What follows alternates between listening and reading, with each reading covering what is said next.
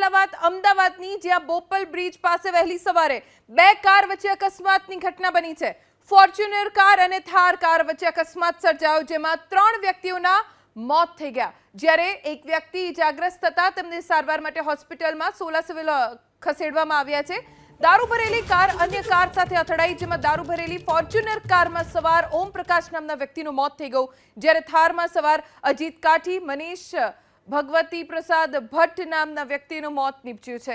મળતી માહિતી અનુસાર અજીત કાઠી વિરમગામ કોર્પોરેટરની હત્યા કેસમાં છેલ્લા 6 મહિનાથી જામીન પર હતો। અજીત કાઠી મૂળ વિરમગામના જૂના મિલ કમ્પાઉન્ડનો રહેવાસી છે, જ્યારે મનીષ ભટ્ટ અમદાવાદના મોટેરાના વિસદ સર્કલના સિદ્ધાચલ ફ્લેટમાં રહે છે, જ્યારે ફોર્ચ્યુનર કારમાં સવાર પપ્પુ ઉર્ફે ઓમપ્રકાશ નામનો વ્યક્તિ મૂળ રાજસ્થાનનો રહેવાસી છે। હાલ તો રાજુ સાહુની હોસ્પિટલમાં સારવાર ચાલી રહી છે। અમદાવાદના વકીલ સાહેબ બ્રિજથી રાજપથ તરફ વળતા રોડ પર સવારે 5 વાગે અકસ્માત સર્જાયો। બુટલેગરની ફોર્ચ્યુનર કાર વૈષ્ણોદેવીથી બોપલ તરફ જઈ રહી હતી અને ત્યારે જ રાજપથ ક્લબના વળાંક બાજુ કારે યુ ટર્ન મારતા ફોર્ચ્યુનર કાર તેજ ગતિથી ટકરાઈ અને અકસ્માત સમયે GJ18 BE 5074 પાસિંગની થાર કારની સ્પીડ 200 કિલોમીટરની ઝડપ હોવાની માહિતી પ્રાપ્ત થઈ છે। અકસ્માત સમયે કાર 150 ફૂટ દૂર ફેંકાઈ હતી, જેમાં થારમાં બેઠેલા 2 લોકોના મોત થઈ ગયા, જ્યારે GJ18 BK 9808 નંબરની ફોર્ચ્યુનર ઢસડાઈને 300 મીટર દૂર ફેંકાઈ ગઈ હતી। અમારા સંવાદદાતા ગૌરવ વૈદ પાસેથી વધુ જાણકારી પ્રાપ્ત કરીશું। ગૌરવ, હવે આ સમગ્ર અકસ્માતના કેસમાં શું કાર્યવાહી થઈ રહી છે? બિલકુલ ધોની, જે અકસ્માત જે થયો અમદાવાદમાં વહેલી સવારે, એમાં ખૂબ ગંભીર બાબતો ધીમે ધીમે પોલીસની તપાસમાં બહાર આવી રહી છે। જે દારૂ ભરેલી ફોર્ચ્યુનર કાર હતી અને જેણે થાર કાર સાથે અકસ્માત સર્જ્યો, એ ફોર્ચ્યુનર કારની જે નંબર પ્લેટ હતી એ ગુજરાત પાસિંગ ની હતી નંબર પ્લેટ।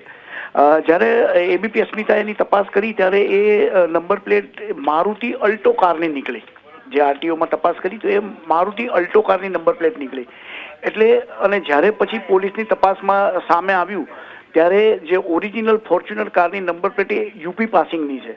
એટલે ખોટી નંબર પ્લેટ લગાવી અને આ દારૂની હેરાફેરી થતી હોવાની આશંકા જે પહેલેથી સેવાઈ રહી હતી એ સાચી ઠરતી હોય તેવું લાગી રહ્યું છે ને પોલીસ હવે આ મામલે તપાસ કરી રહી છે।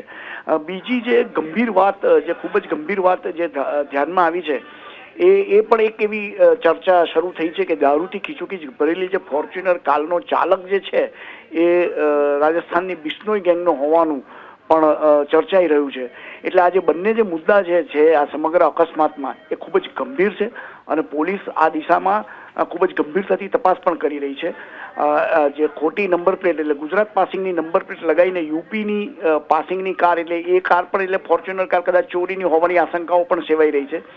એટલે આ આખું જે દારૂની હેરફેરનું ગુજરાતમાં જે ષડયંત્ર ચાલી રહ્યું છે, જે નેક્સસ ચાલી રહ્યું છે, એને ભેદ ખુલે પોલીસની તપાસમાં તો નવાઈ નહીં। ધોની ગૌરવ, આભાર જાણકારી આપવા માટે। તો ખોટી નંબર પ્લેટ લગાવીને દારૂની હેરાફેરી થતી હોવાની આશંકા છે, કેમ કે જે નંબર પ્લેટ છે તપાસ કરી આરટીઓમાં તો એ અલ્ટો કારની નંબર પ્લેટ હોવાનું જાણવા મળ્યું છે।